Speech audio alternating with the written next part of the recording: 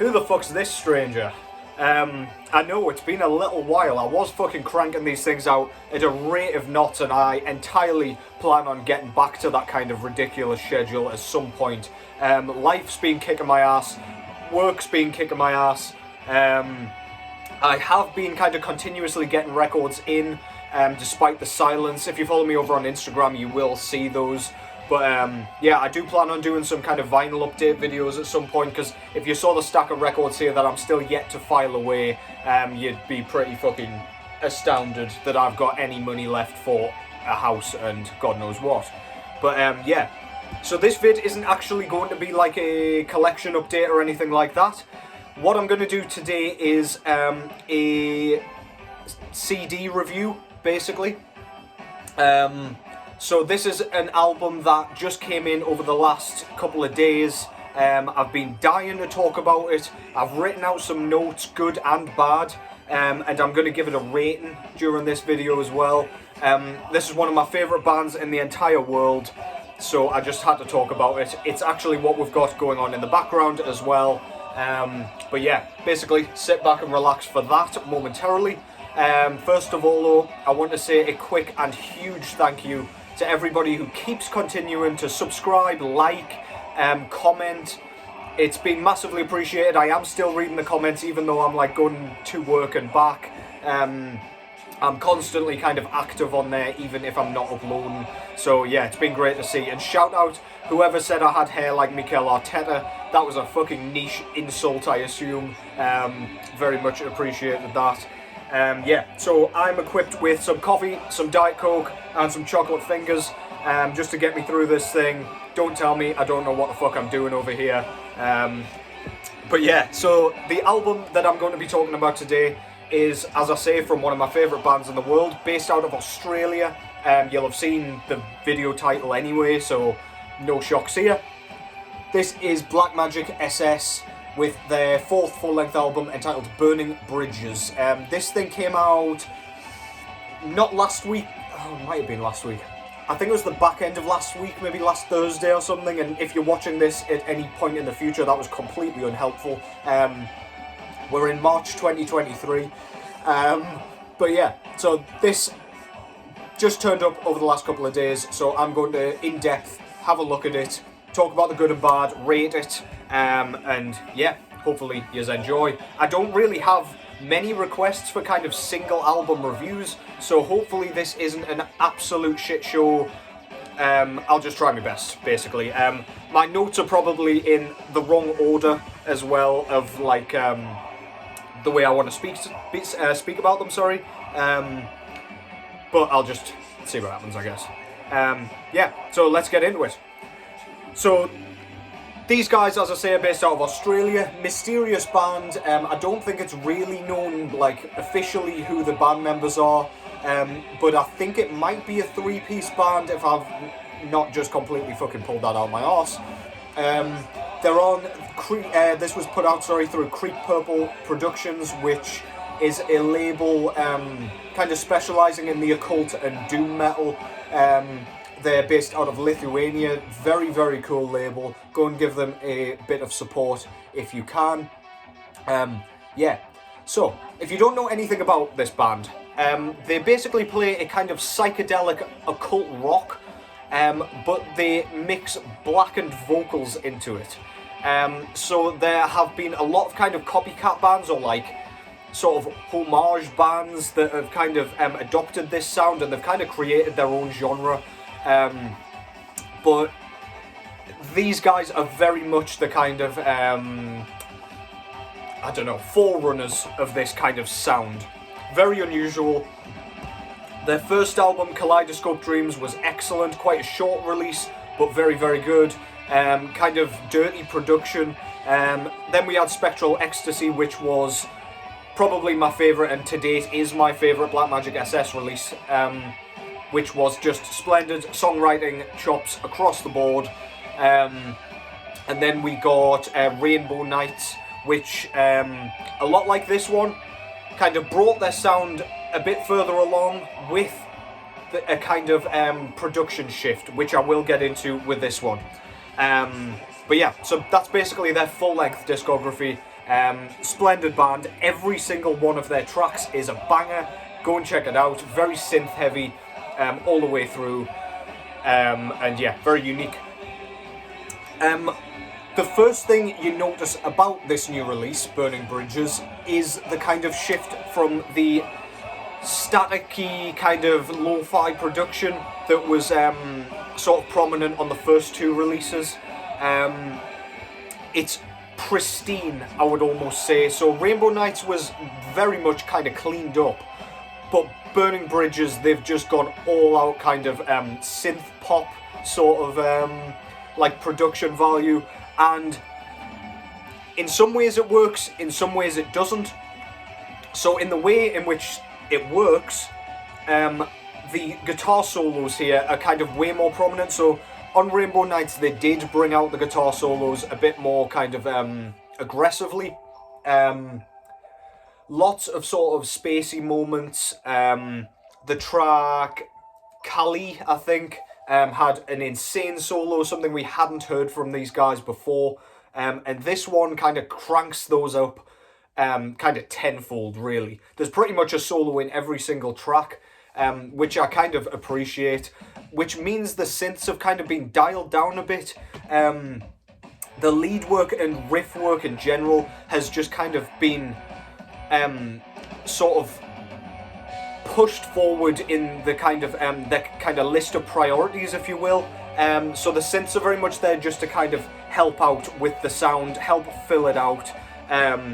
But yeah, so on the first track, Burning Bridges, yeah, so the title track, we've got like the addition of a kind of electronic music style. Kind of almost sounds like Darude Sandstorm to me. It's like a really weird breakdown that kind of comes out of nowhere. It kind of does its thing, and then we go straight back into the main riff, which is completely bizarre, really goofy, and I really fucking enjoy that. I was really hoping for something a bit different here, despite me loving this sound, just to keep them kind of on the top of the kind of Mount Rushmore, if you will, or in the centre, or whatever the fuck. But yeah, just to kind of cement their place, kind of stay ahead of the hype, and I think they have kind of managed that here. On this track here, Breaking Free, we've got a kind of Dire Straits style guitar riff, which it sounds like it's dual layered, so like lead guitars and rhythm, but I don't think it is, because then kind of after a bar of the kind of main riff, lead guitars are layered over the top of it, which just kind of gives it a really, really kind of full sound, really enhances it and enriches the sound. It's very, very cool, very interesting. As we've got it on in the background, actually, I will speak about the negative point of this as well. So that's the Dire Straits riff I'm talking about. It's very cool. But, yeah, so the negative part of this is the sort of chorus section. There's this really out of tune sort of vocal bridge going into the chorus that's kind of like the production really, really like makes the, I don't want to say bad singing, because it isn't bad, it sounds good to me, but it's just not conventionally good singing. It sounds like he's struggling with the high notes and things like that. But then there's a really cool kind of chord shift, which goes into like the main part of the chorus, and I love it. His vocals are still as shoddy and kind of imperfect as they were during the bridge, but just the guitars and synths and everything just go up a chord, which just sounds absolutely beautiful. Absolutely love it. Yeah, the drum performance across the board here is a lot of fun. With albums and bands like this, they tend to kind of leave the drums as like an afterthought and just kind of have steady 4/4 rock beats and nothing too fancy. But on this one, I feel like they've kind of tried a bit harder to add a few more fills, just to kind of plug any unnecessary gaps in there. There's some nice kind of 16th note kind of bass kicks, which just kind of sneak in there just to add a bit of kind of a bit more of an interest value, keeps you a bit more invested, so it kind of allows the album to gain and kind of retain that replay value that it kind of really, really needs for an album this goddamn catchy. On the track Let Go, we get a kind of really interesting saxophone section, sax appeal. Love a bit of saxophone when it's done really, like, properly, because I don't love the sound of saxophone in general, to be honest. When it's put in a kind of really moody context, I really find it quite, like, moving and emotive, and I feel like Black Magic SS managed to do that perfectly in this album, and in that section in particular. It's the only saxophone moment, and it really, really stands out as like a really unique addition to their already unique sound. The synths in general, compared to their other albums, are nowhere near as prominent, so I was quite surprised that there weren't any tracks on here where the synths are the main focus, like we have gotten on previous albums. They really focused on the guitars here, but the synths do such a great job of kind of floating along in the background, just enhancing that guitar sound, making sure the riffs kind of poke through, and making sure that everything sounds as crisp as possible. Like moments like this, I'll let you listen to this for a second. So like with the really prominent bass kind of tone on this thing, just, and the kind of crisp production, everything just, you can hear everything perfectly kind of above one another. Nothing stands out more than another. It's just really, really fucking well produced, well done. Although I don't like the production quite as much as, say, Kaleidoscope Dreams had, I think they've done a phenomenal job with what they were going for. Which moves me on to the vocals. Kind of just the same as they were before. I'll go into the clean vocals shortly, which I still do like, by the way. The harsh vocals, despite the clean production, they're not kind of washed away, and they don't sound like really shitty and like kind of gravelly. They sound just as they should and as they have done on other releases. I just think this guy has a cool voice, and it just can't sound bad in any context. So yeah, I absolutely love the harsh vocals. They've been, I think there's kind of a nice split between harsh vocals and the clean vocals on this one, which I can just really appreciate. I just think they need that balance. The kind of shift between chorus sections and verses is still very much prominent, but they kind of mix them up a bit, and it just kind of allows everything to stand out. There is like a kind of hidden track on the kind of after the final track called Let the Magic In. The hidden track kind of comes in after that, or at the end of that. I couldn't really tell on the YouTube kind of upload which it was, but on the album it just says Let the Magic In, and kind of it skips onto another track, which is this hidden track, so it isn't actually part of that song. And it's this really, really lo-fi, very synth-heavy kind of, I don't really know how to describe it, to be honest. It's kind of in this sort of vein, with no blackened vocals. The vocals almost sound like a child singing or something. It's really eerie, and it's really kind of shrouded in static. It's just so atmospheric. It sounds fuck all like the rest of the album, and I just really appreciate that little bit of like uniqueness, if that kind of makes sense. There are moments on here that remind me a ton of Pink Floyd, as they always do. They remind me a ton of Depeche Mode at times. They remind me of Earth, Wind and Fire at times. They've just kind of lumped a load of like 70s and 80s sounds into this thing and just made it their own. Fucking great stuff. Absolutely love the great stuff about it, which kind of brings me over to the negatives. As I've already mentioned, the pristine kind of production really makes the vocals on this thing stand out as being, like, the imperfections are basically just really outstanding on this. I got used to them the more I listened to it. I've listened to this God knows how many times, and honestly, they stopped grating on me a bit. But I think it really, really is enhanced by the production. and that goes for the lyrics as well at times. I don't know if I wasn't fully in the mood and invested in this when I first heard it, but the track Dinosaurs, which by the looks of it, most people seem to love, but you either love it or hate it. It's very much a Marmite track. It's very, very strange. The lyrical choice and lyrical theme is very unusual. It has hidden meaning, but you can hear it here. Dinosaurs are my best friends. It's really goofy and really kind of on brand for Black Magick SS, but my god, sometimes when I'm listening to it and it's like on the background, it kind of brings it to attention for me. Like I have to turn around and be like, what the fuck? What is he saying? Why is he saying that? Where dinos play is where I will stay as well.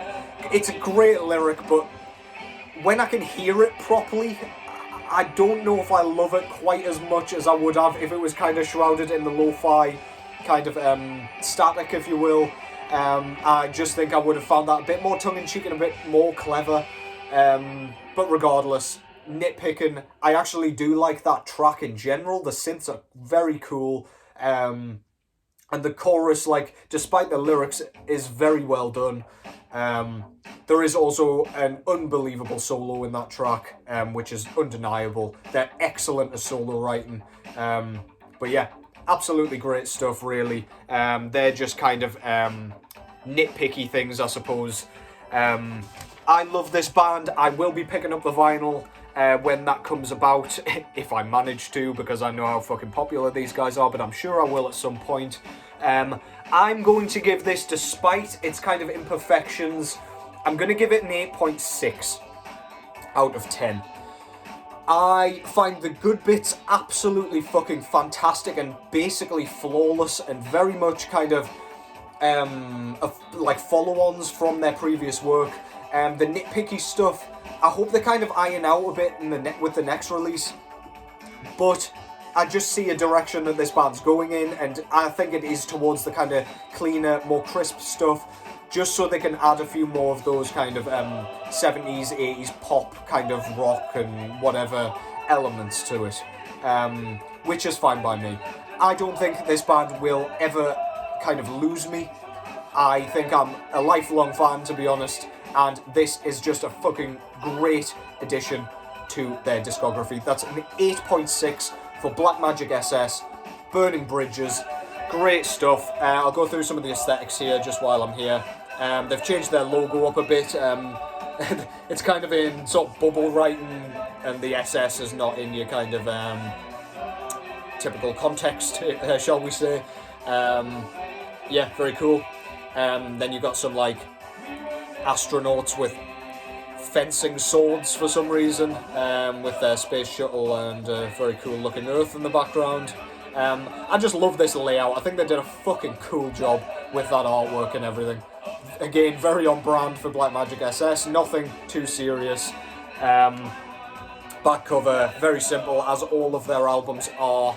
Just the track listing in whatever font they decide to use. Absolutely killer. On the inside there, can't show you the disc because it's in the CD player, but we've got our kind of wizard guy riding a T-Rex. I suppose that's his best friend, Dinosaur. And then you've got some different colour hearts, some of them sewn up and broken and what have you. Very cool. And this came with a couple of stickers as well, so that's just the album sticker. That's awesome. I'm going to have a think about where I want to put that.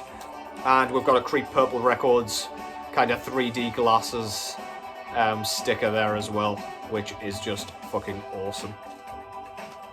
So yeah, if you're not familiar with this band, you can start here and work your way back. You'll fucking enjoy it if you enjoy this.